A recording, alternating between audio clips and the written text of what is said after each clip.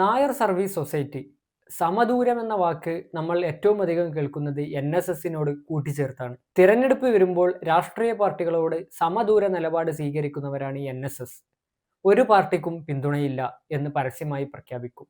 എന്നാൽ പല തെരഞ്ഞെടുപ്പുകളിലും പല പാർട്ടികളോടും ശരിദൂര സിദ്ധാന്തവും NSS പുലർത്തിയിട്ടുണ്ട്. തിരഞ്ഞെടുപ്പ് കഴിയുമ്പോൾ തങ്ങളുടെ പിന്തുണ കൊണ്ടാണ് ഈ പാർട്ടി ജയിച്ചതെന്ന് പറയുകയും ചെയ്യാം. എന്നാൽ മുൻപ് NSSന് ഒരു രാഷ്ട്രീയ പാർട്ടി ഉണ്ടായിരുന്നെന്ന് എത്ര പേർക്കറിയാം? വർഷം 1974.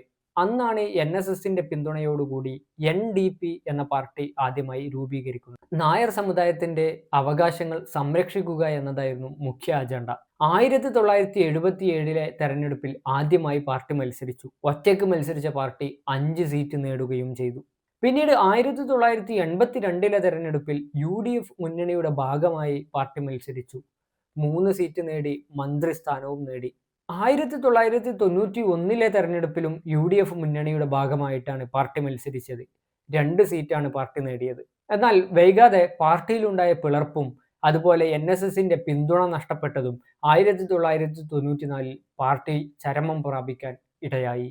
എന്നാൽ വൈകാതെ പാർട്ടിയിലുണ്ടായ പിളർപ്പും NSSന്റെ പിന്തുണ നഷ്ടപ്പെട്ടതും പാർട്ടി 1994 എന്നേക്കുമായി ഇല്ലാതായി.